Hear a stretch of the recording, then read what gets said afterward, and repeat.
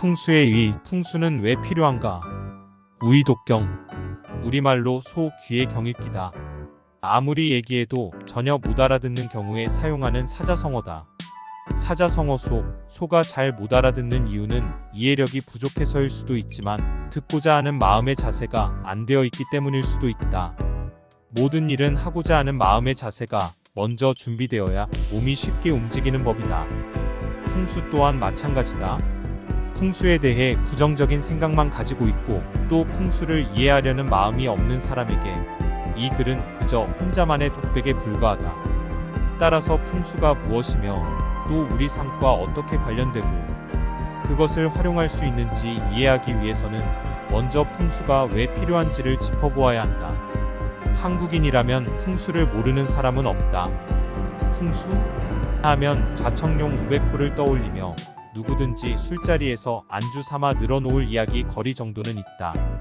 좀 더 관심 있는 사람이라면 패처를 알 것이고 풍수서 몇 권 읽고 나서 눈길을 산에 맞추어 보기도 했을 것이다. 누구나 다 풍수를 알고 있지만 풍수를 제대로 알고 있는 사람 또한 드물다. 심지어 풍수를 조상 몇 자리 잘 잡아 그 발복으로 편하게 먹고 살고자 하는 것 정도로 생각하는 사람도 부지기수다. 그러나 풍수는 생각 외로 우리 생활 속에 녹아들어 있다. 산을 오를 때 혼자인데도 따뜻한 기운이 감돌고 전혀 무섭지 않은 곳이 있는 반면 이유 없이 머리카락이 곤두서고 음산한 기운이 들어 빨리 벗어나고 싶은 장소가 있다. 이러한 현상은 살 곳을 마련하기 위해 주택을 보러 다닐 때도 경험한다. 집을 보자마자 기분이 좋아 계약을 마치는 곳도 있지만 왠지 느낌이 안 좋아 계약이 망설여지는 곳도 있다. 이처럼 사람들은 땅에 대한 비슷한 느낌을 대략 지니고 있다. 단지 기분이 좋거나 아니면 음산하고 벗어나고 싶은 이유가 무엇인지 구체적으로 모를 뿐이다. 풍수는 땅이 지닌 각각의 장소적 특성과 그 장소의 산줄기, 물줄기의 특성 사이의 관계성을 경험 통계적으로 정리해 놓았다. 그래서 풍수이론을 배운 사람은 각 땅이 지닌 장소적 특성을 알 수 있고 또 그에 맞는 땅의 활용법을 알 수 있다. 그러나 풍수를 모르는 일반인들도 기본적인 자리의 가림 정도는 본능적으로 행하고 있다. 관공서 건물의 구조에도 풍수의 원리가 녹아들어 있다. 성당이나 사찰 등의 종교용 건물은 정신적 활동이 강조되는 건축물로 하늘을 향한 수직성을 지향한다. 그래서 건물의 외양이 수평 대비 수직의 비율이 큰 형태로 하늘로 치솟아 올라 있다. 그것도 부족해 교회의 지붕 끝에는 뾰족한 첨탑마저 세워져 있다. 또 진입 공간인 계단과 연단 또한 높아서 한참을 올라가야 본 건물에 도달할 수 있으며 실내에 들어서 높은 천장을 보면 저절로 경건함과 엄숙함이 느껴진다. 하늘로 치솟아 오른 건물의 외양, 높은 천장과 육중한 기둥은 권위의 무게 앞에서 경외감을 느끼도록 유도한다. 그런데 관공서 건축물이 왜 종교용 건축물을 모방하고 있을까? 심지어 은행 건물조차도 종교용 건축물처럼 내부 천장을 높게 만들어 놓았다. 관공서에서 종교 활동을 할 리가 없으며 은행은 오히려 철저히 물질이 지배하는 공간이다.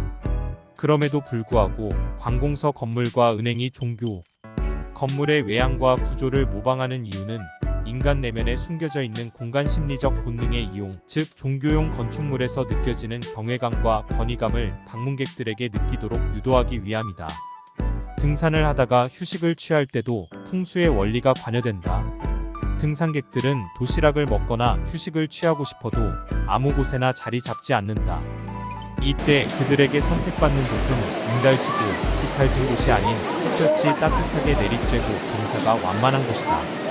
등산객들이 휴식을 위한 자리를 가리는 것은 명당을 찾는 행위이다.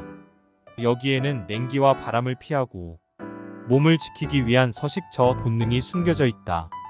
앞과 뒤를 결정하는 좌양도 무의식 중에 결정이 난다. 그들이 자리에 앉을 때 뒤로는 산 정상부를 두고 앞으로 산 아래를 보면서 휴식을 취한다. 혹 둘러앉아 간식을 먹기 위해 어쩔 수 없이 반대로 앉은 사람은 무언가 어정쩡한 자세가 되고 불편함을 느껴 이내 일어서서 음식을 주워 먹는다. 이 글을 읽는 독자는 등산 가서 휴식을 취할 때 실제로 이러한 현상이 일어나는지 경험해보면 이해될 것이다. 여기에는 배산임수의 원리가 들어있다. 이와 같이 우리는 일상 속에서 적지 않은 풍수적 원리와 함께 오고 있다. 풍수라는 것은 비단 한국, 나아가서 동아시아에만 국한된 것이 아니다. 세계의 모든 국가와 민족은 나름대로의 공간적 인식, 즉 공간과 인간의 관계에 관한 논리를 가지고 있다. 단지 동양에서는 우리들만의 공간관에 풍수라는 이름표를 달았을 뿐이다. 따라서 한국에서의 공간과 인간의 관계에 대한 의미체계는 모두 풍수를 떠나 생각할 수 없으며 풍수와 직간접적으로 연관된다. 따라서 사람이 공간을 떠나서 생활하지 않는 한 풍수는 우리들의 생활 속에 녹아들어 있다. 그래서 풍수를 간과할 수 없는 이유이기도 하다. 어떤 사람은 풍수에 대해 대단히 부정적이다. 그러나 불과 몇십 분간의 휴식을 위해서라도 자리를 가리는데 하물며 십수년 이상 머물 자리를 가려야 할 것임은 자명하다. 이것이 바로 풍수를 알아야 하고 해야 하는 이유이다. 좋은 풍수연관 책들을 선별하여 지은이의 동의하에 꾸준히 올려드리겠습니다. 좋은 시간 되시기 바랍니다. 이 책은 박성대 교수의 풍수로 공간을 읽다입니다.